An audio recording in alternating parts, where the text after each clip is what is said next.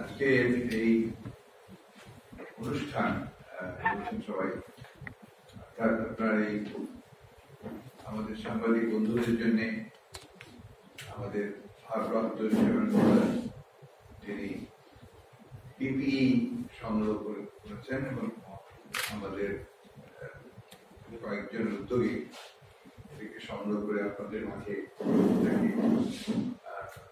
দেওয়ার ব্যবস্থা করা হয়েছে। এই অনুষ্ঠানে উপস্থিত আছেন আমাদের সিনিয়র যুব মহাসচিব আহমেদ, আমার প্রিয় সাংবাদিক ভাই ও বোনেরা, আসসালামু আলাইকুম।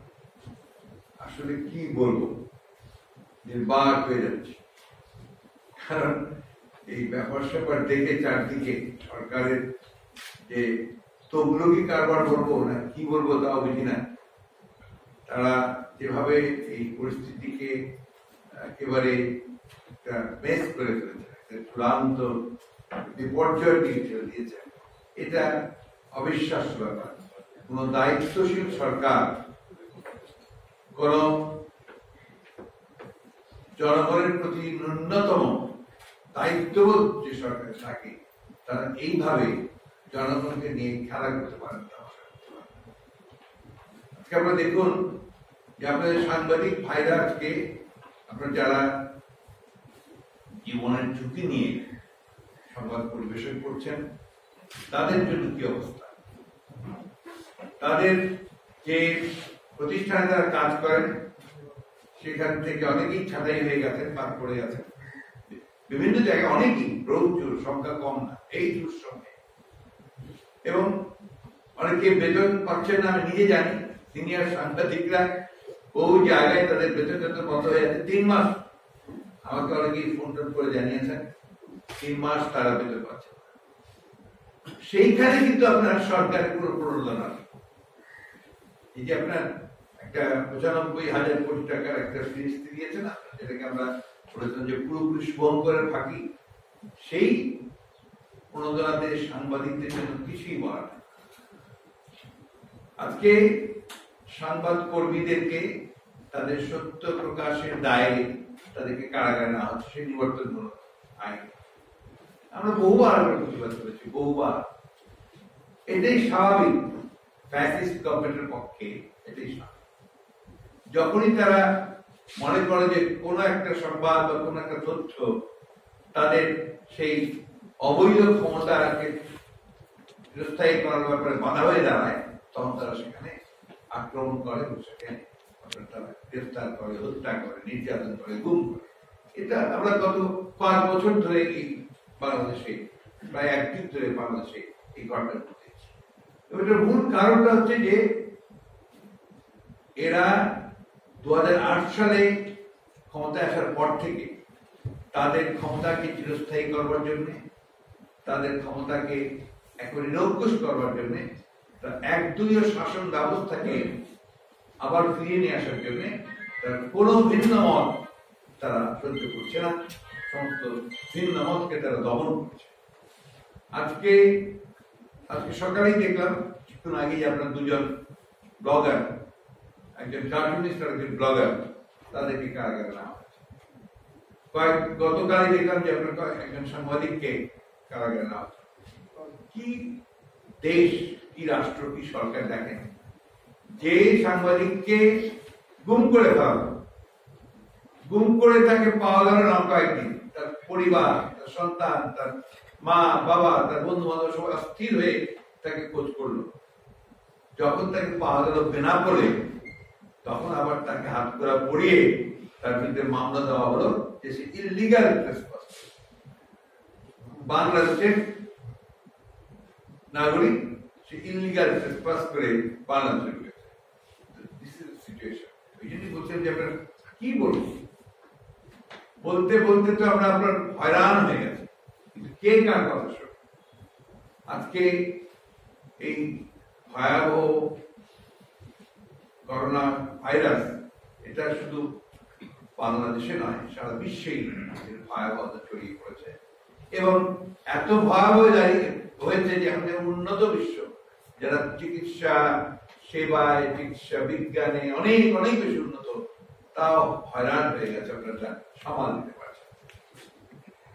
আমাদের দেশে বারবার করে আমাদের যারা বিশেষজ্ঞ আছেন, বিজ্ঞানী আছেন, চিকিৎসক আছেন, অর্থনীতিবিদ আছেন, তারা বারবার করে সরকারকে তারা সতর্ক করেছে। আমরা একটা দায়িত্বশীল বিরোধী দল হিসেবে আমরা সরকারকে সতর্ক করছি প্রথম থেকে।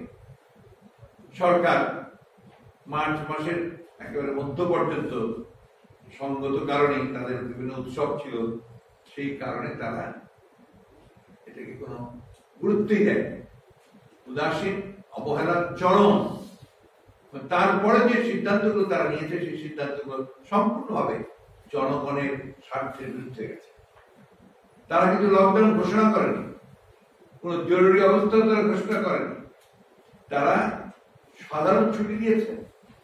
সাধারণ ছুটির পরে 2 দিন গণপরিবহন খোলা রেখেছে, যাতে ঢাকা থেকে সমস্ত মানুষগুলো সারা দেশে ছড়িয়ে পড়তে পারে এবং করোনা ভাইরাসকে ছড়িয়ে দিতে পারে।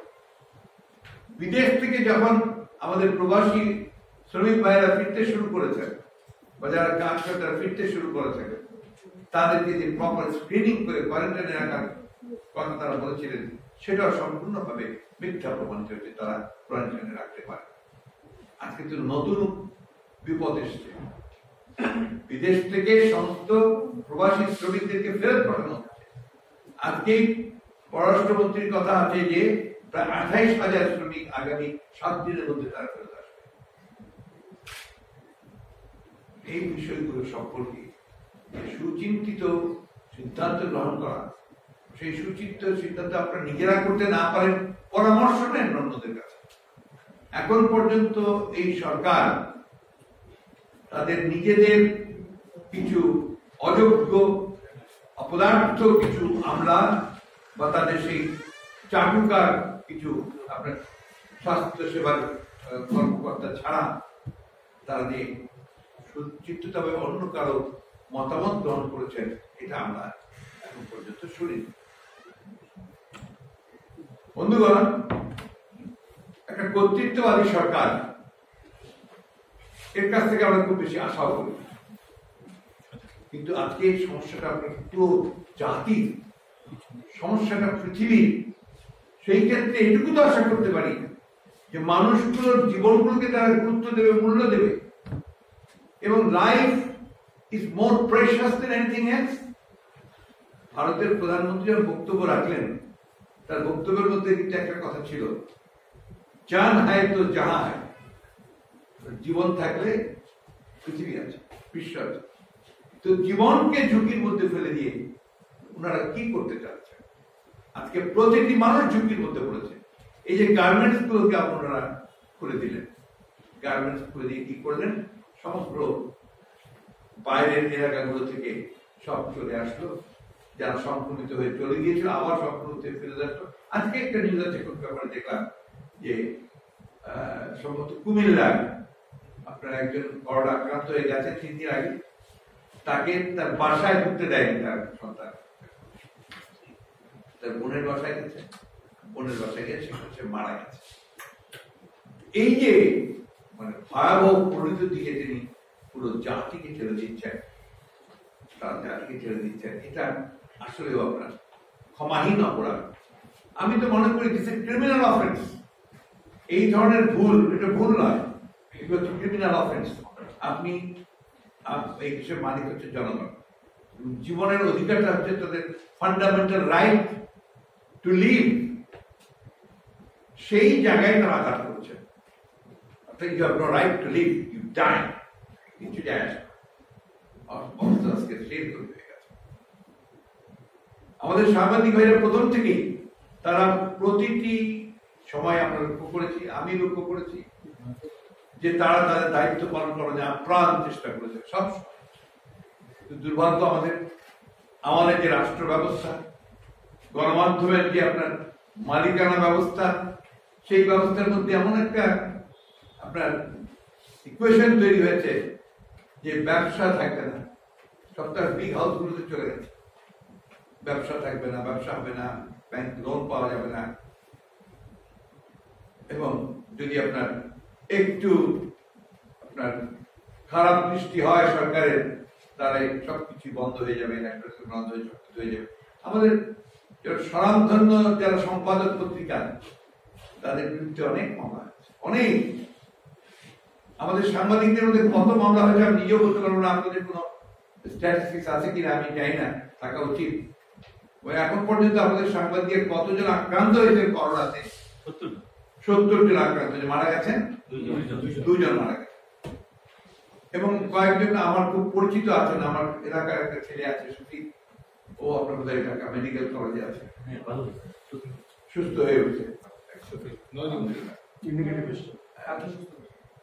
এবং আপনার অনেকেই আছেন আপনার যারা আপনার আজকে এই অনুষ্ঠান আমি এটাকে বলতে চাই, আসলে এখন আর একটু ভালো লাগে না, কোন আনুষ্ঠানিকতা ভালো লাগে না। প্রতি মুহূর্তে যেখানে আপনার জীবন নিয়ে চিন্তিত হতে হয়, ঘরে বাইরে, যেখানে আপনি ঘরে থাকবেন টেলিভিশন খুললেই আপনি এত নেগেটিভ, এত আপনার ভিটিক করে সাইকিক পেশেন্ট হয়ে যাচ্ছে আপনাকে।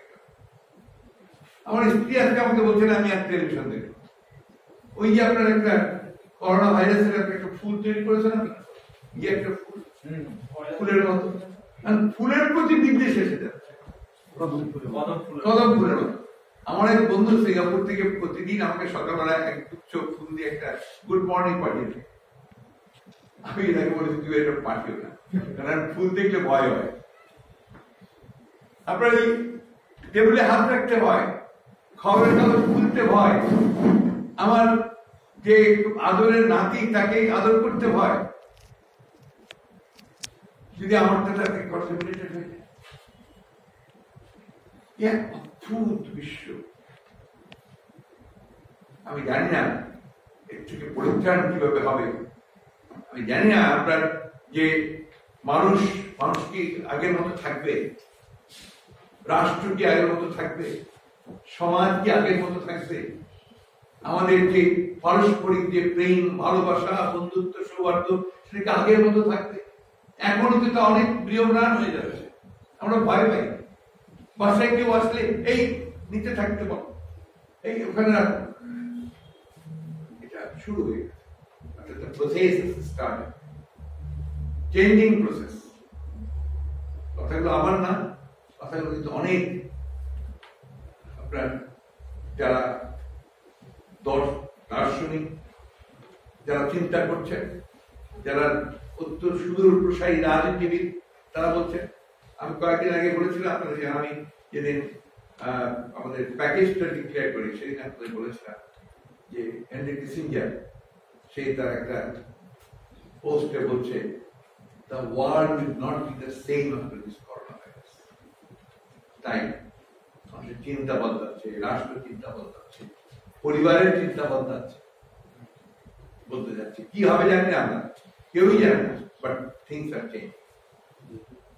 আজকে দুর্ভাগ্য আমাদের যে এখন এই মুহূর্তে এই দুঃসহ অনিশ্চয়তা, ভীতি, জীবনের ঝুঁকি, সবকিছুর মধ্যে আমাদের সাংবাদিক ভাইদেরকে হয়রানির শিকার হতে হচ্ছে, তাদেরকে কারাগারে পাঠানো হচ্ছে, আপনার তাদের চাকরিচ্যুত করা হচ্ছে। আমি তীব্র নিন্দা জানাচ্ছি এবং অবিলম্বে চাকরিচ্যুত সাংবাদিক ভাইদের চাকরি ফেরত দেওয়ার জন্য বলছি, এবং তাদের বেতন, গার্মেন্টসের শ্রমিকরা রাস্তায় বেরোতে পারে, তাদের বেতন না পেলে 3 মাসে, সাংবাদিক ভাইরা কিন্তু রাস্তায় বেরোতে পারছে 3 মাসে বেতন নেই। কেন? সরকারের এত আপনার যে সাকসেসফুল গভর্নমেন্ট, এত রেভিনিউ ওয়ার্নিং, সেগুলো থেকে কি এর জন্য আলাদা করে একটা বরাদ্দ দেওয়া যায় না, যেটা এটাকে বেতনের জন্য দেওয়া হবে, ভাতা দেওয়া হবে, বিশেষ ভাতা দেওয়ার জন্য বলেছিলাম আপনার, ভাতা দেওয়ার জন্য। আমাদের আওয়ামী লীগের সাধারণ সম্পাদক সাহেব অত্যন্ত সুবেশী এবং টিপটপ জেন্টলম্যান, তিনি সুযোগ পেলেই বিএনপিকে আক্রমণ করেন এবং আক্রমণ করেন তার খুব সুন্দর সুললিত ভাষায় তিনি সে আক্রমণ করেন। আমি একটা কথা বলতে চাই, সেটা হচ্ছে যে আপনি যে কথাগুলো বলেন, আপনি কিছুটা পরে আবার শোনেন কি বলছেন। শোনা উচিত এই জন্যে যে তাহলে আপনি নিজেই বুঝবেন যে জনগণ আপনার কথাগুলো বিশ্বাস করছে না, তাহলে নিজেই বুঝবেন যে এই কথাগুলো সঠিক নয়। আজকে আজকে সরকারের তরফ থেকে যে আক্রান্ত এবং অসুস্থ সুস্থ এবং মৃত্যুর যে ইনফরমেশন ডাটাগুলো দেওয়া হচ্ছে, আমার তো মনে হয় না বাংলাদেশের কোনো মানুষটা বিশ্বাস করে। এটা বিজ্ঞানের কথা। সংক্রমণ যখন একখানে বাড়ছে, উপর দিকে যাচ্ছে, তখন মৃত্যু 2, 3, 4 এসে পৌঁছাচ্ছে। অথচ সেই দিনে আমরা আপনার ঢাকা মেডিকেল কলেজের ডাইরেক্টর তিনি বলছেন যে আমার এখানে 31 জন মারা গেছে, কয়েকজন একদম চূড়ান্ত ডায়াগনোসিস হয়েছে করোনা, বাকিদেরটা আমরা এখন পর্যন্ত টেস্ট করি। আমাদের কাছে ইনফরমেশন হচ্ছে টেস্ট করা হয় না, নির্দিষ্ট হচ্ছে টেস্ট করতে না দেওয়া।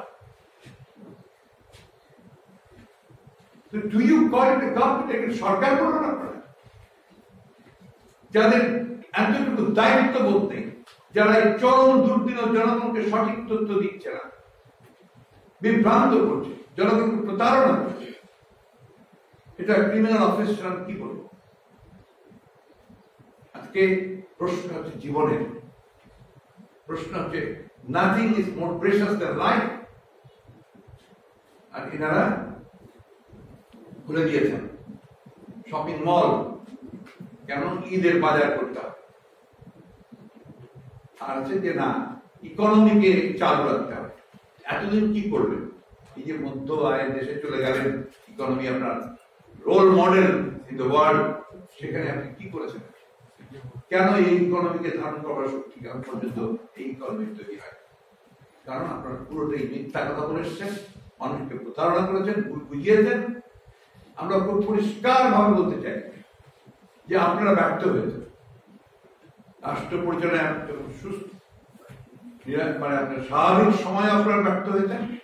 আজকে যখন যুদ্ধাবস্থা বলা যেতে পারে, চরম দুর্যোগ মহামারী, সেই সময় আপনারা রাষ্ট্র পরিচালনায় ব্যর্থ হচ্ছেন। আমরা যখন সহযোগিতার হাত বাড়িয়ে দিয়েছি, তখন আপনার সাথে নাকচ করে দিয়ে বলেছেন কি কোনো দরকার নেই। আর যখন আপনার উল্টে বলে যে বিএনপি কি করছে, বিএনপি একটা প্যাকেজ দিয়েছিল, যে প্যাকেজটা আমরা মনে করি অত্যন্ত বাস্তবসম্মত প্যাকেজ। আমরা এই যে আপনারা এখানে আসলেন, দেখলেন যে রাস্তার ধারে ফুটপাতের মধ্যে বুভুক্ষ মানুষ, ক্ষুধার্ত মানুষ, পুরুষ মহিলা বৃদ্ধ শিশু, তারা সব বসে আছে। অনেকে আছেন হাত পাততে পারেন না, যার বসে আছেন, তাদের চেহারা দিকে দেখলেই বুঝবেন যেটা না খেয়ে আছে। এদের জন্য আমরা বলেছিলাম এদেরকে আলাদাভাবে তাদেরকে বরাদ্দ করা হোক, তাদেরকে টাকা দেওয়া হোক, এবং সেটা সেনাবাহিনীর মাধ্যমে আমরা সেটাকে বিতরণ করা হচ্ছে। একটা স্টেটের পক্ষে খুব কঠিন না, তার স্টেট মেকানিজম আছে, সেই মেকানিজমের মাধ্যমে সে একেবারে তৃণমূল পর্যায়ে একেবারে আপনার সেই রিমোট এলাকাতেও সে পৌঁছাতে পারে। যদি আপনি চালাতে চান, জানেন যে how to run a government, তাহলে সেটা পারবেন। যদি না, আপনি শুধু লুট করবেন, এখান থেকে সবাই লুট করে নিয়ে যাবে, ব্যাংকের ৭৭,০০০ কোটি টাকা ব্যাংকের মাধ্যমে দেবেন, ৭৭,০০০ টাকা তো লুটে চলে যাবে বাইরে, গেছে এর আগে, এবং তাদের কাউকে আপনারা ধরতে পারেন না। স্টক মার্কেট লুট হয়েছে, এবং তাদের সঙ্গে নাম যাদের এসছে তারা আপনাদের উপদেষ্টা মন্ত্রী হয়ে গেছে, তাদেরকে আপনি কেউ টাচ করতে পারেন। আজকে ব্যাংক থেকে ব্যাংকের লুটপাট, ক্যাসিনো লুটপাট, ক্যাসিনো এগুলো প্রকাশ হয়েছে। হাসপাতালের মধ্যে যে অব্যবস্থা, স্বাস্থ্য ব্যবস্থার মধ্যে যে অব্যবস্থা, এগুলো কল্পনাও করা যায়। আমরা অনেকে কি বলছেন, আপনারা যদি কোনো হাসপাতালে যান, আপনারা যান, গিয়ে দেখবেন যে কি পরিস্থিতি, ডাক্তার নেই, নার্স নেই। ইতিমধ্যে কিন্তু নার্স অনেক বেশি আপনার এফেক্টেড হয়ে গেছে। আমি একটা লিস্ট পেলাম এখন, প্রায় চিকিৎসকরা হচ্ছেন। আমারই একজন অত্যন্ত ক্লোজ ডাক্তার, অল্প বয়সে পোলোতে, বাচ্চা আছে। পরিস্থিতিটা চিন্তা করেন, এই অবস্থার মধ্যে আমরা সবাই আছি। এর মধ্যে আমরা আশা করেছিলাম যে সরকার অন্তত এই সুযোগটা নিতে পারে, সকলকে সঙ্গে নিয়ে, সকলের পরামর্শ নিয়ে। আমরা আমাদের কথা শুধু বলিনি, কারণ ঠিক আছে রাজনৈতিক দলের বিরোধী দলের নেবেন না, ঠিক আছে, অন্তত অন্য যারা আপনার বিশেষজ্ঞ আছেন, অর্থনীতিবিদ আছেন, প্রখ্যাত অর্থনীতিবিদ, তাদের সঙ্গে পরামর্শ করে তো কিছুটা ব্যবস্থা নিতে পারে। যারা বিশেষজ্ঞ আছেন, একটা আপনার টেকনিক্যাল কমিটি করেছে হেলথ সম্পর্কে, দেখেছেন আপনারা, সেই টেকনিক্যাল কমিটিতে অনেক নাম করা বিশেষজ্ঞদেরকে বাদ দিয়েছে, এবং যারা এই মহামারী সংক্রান্ত বিশেষজ্ঞ তাদেরকে আপনার সেখানে রাখেন, সব দলীয় লোকদের। তাই আজকে আমাদের সকলের আসলে এখন এক হয়ে আপনার কথা বলা উচিত, বেঁচে থাকার জন্য সংগ্রাম করা উচিত, বেঁচে থাকার জন্য, এটা অত্যন্ত জরুরি। আর আমি আজকের আপনাদের এই সভা থেকে আমি আহ্বান জানাবো, সংবাদ মাধ্যমের যারা মালিক আছেন তারা দয়া করে সংবাদ কর্মীদেরকে তাদের বেতন পরিশোধ করবেন, একটা পুরোটা চাকরিচ্যুত করবেন না এই দুর্দিনে, এবং তাদের প্রতি সহানুভূতি করবেন। সরকারের প্রতি খুব পরিষ্কার আহ্বান, অবিলম্বে সকল গ্রেফতারকৃত সাংবাদিকদের মুক্তি দিন, এবং একই সঙ্গে আরেকটি যে আমি এর আগেও করেছিলাম, যে রাজনৈতিক কারণে যারা কারাগারে আছে, যাদেরকে দণ্ড দেওয়া হয়েছে, তাদেরকে মুক্তি দিন। এটা বারবার আমরা বলেছি। লঘু দণ্ড দেওয়া আছে তাদেরকেও মুক্তি দিন, কারণ কারাগারে হচ্ছে অলরেডি। তাই আমি অনুরোধ করব যে আজকে আসুন, সাংবাদিক ভাইদেরকে বন্ধুদেরকে অনুরোধ করবো যে আপনারা যে লড়াই করছেন, সত্যের কথা, সত্য কথা বলার জন্য যে আপনারা ঝুঁকি নিচ্ছেন, এটাকে আরো ঐক্যবদ্ধ ভাবে কিন্তু আপনাদের দাবিগুলোকে বলা দরকার। আমি খুব ব্যথিত হয়েছি যে আপনাদের সমস্যাগুলো নিয়ে কিন্তু আপনারা এখন পর্যন্ত ঐক্যবদ্ধ হয়ে এখন পর্যন্ত কোনো কথা বলেননি। কয়েকদিন আগে দেখলাম আপনাদের একজন অ্যাডভাইজার, তিনি এখন অ্যাডভাইজার, আপনাদের নেতা, তিনি কোন দাবি নিয়ে জানিয়ে দিয়েছিলেন, পরে সেটাকে প্রত্যাহার করেছেন। তো আমাদের আল্লাহর কাছে আমাদের এই প্রার্থনা যে আমাদেরকে ভয়াবহ মহামারী থেকে তিনি আমাদেরকে মুক্তি দিন এবং আমাদেরকে রক্ষা করুন।